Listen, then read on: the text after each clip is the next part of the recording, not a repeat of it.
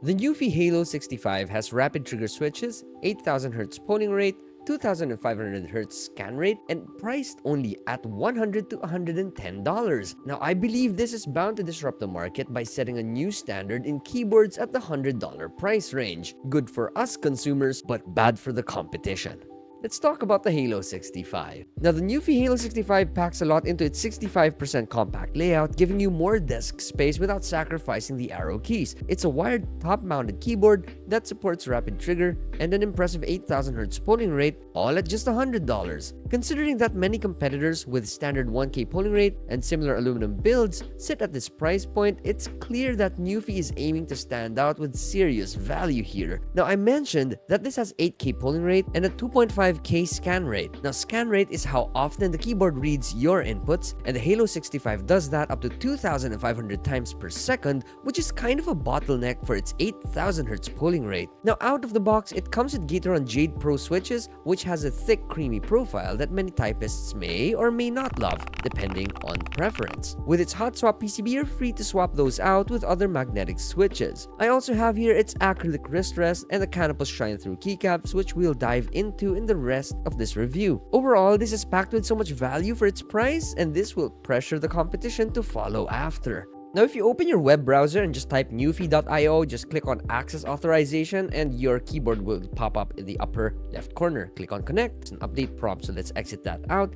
So, these are the three modes that you could access with the rapid trigger switch. Oh, is that the rapid trigger switch? I think it's called the rapid switch or something. So here you're going to choose what mode you want to customize. You could customize each mode for each game that you play. Say we want to customize the gaming mode. So you have the basic key binding set up here, media controls here, and down at special characters, I think it's very important for me to point out that you can even put mouse functions into your keyboard. Next tab here, we have the trigger setting. Now here is where you can change the actuation points of each key. You can select all and then change the actuation point over here. You can set up dead zones here if that's something that you require. Down on the next tab, you have macro recording tab, which is pretty much self-explanatory, and same with the lighting effects. But one key feature that I love about this tab is that you can choose the hex value of the color that you want to choose for its RGB.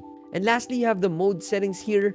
And I have everything on default, but I would change the polling rate to about 2000Hz polling rate since our scan rate is only 2500. Now let's dive deeper into the rapid trigger functions here. If you want to set that up on a specific key, just right click on a specific key like W and it will show you some rapid trigger settings that you could use. I'm not going to dive deep into each rapid trigger feature here. That's on you to research. But the one thing that Nuphy has added here that is very similar to Snap Tap, Snappy Tappy from Mooding is their Hypertap. Now let's go over this one a little bit more. On Nuphy's website, they have a very good virtual presentation on how Hypertap works. So basically, when you press on a button like A and let it go, it's going to activate D. Or, of course, a different button that you set up. And very useful for strafing, though it's banned in Counter-Strike. So make sure you know the rules of the games you're playing before using these features. Now, this was not my usual unboxing experience. Nuphy put a lot of effort designing their boxes, giving it a premium feel, even from the boxes alone. In the box, you get the keyboard, manual, cable, keycap switch puller, extra keycaps, and a PET dust cover. The extra keycaps allow for further customization in both functionality and aesthetic. I highly recommend that you get this along with its acrylic wrist rest. Now, coming from a hot tropical country, having these cold wrist rests is something I never thought would add value to my setup. There are wrist rests made of wood, some even made of leather or foam, and I've used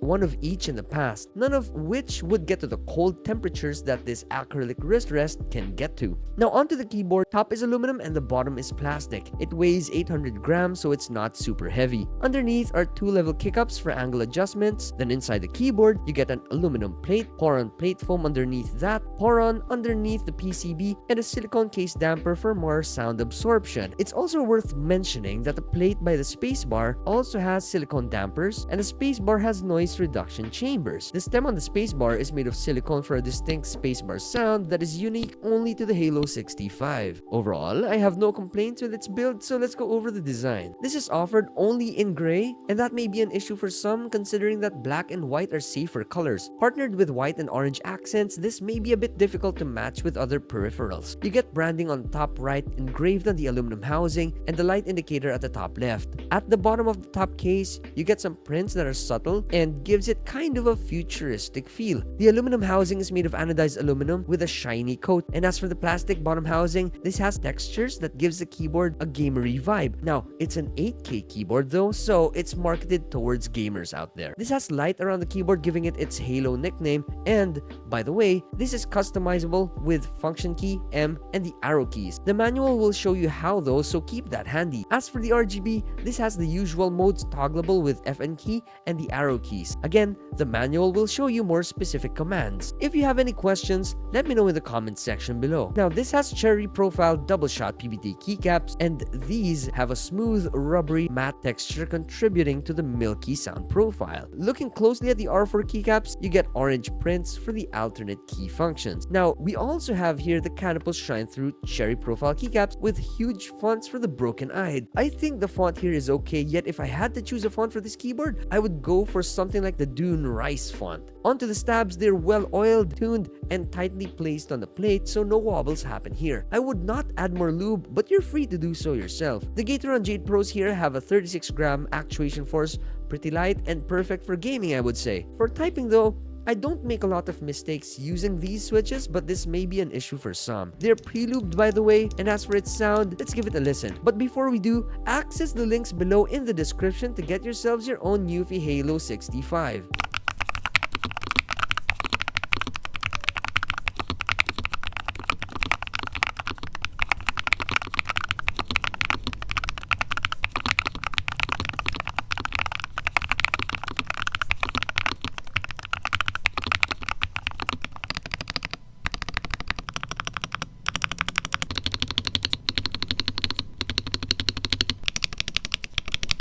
So what do you think?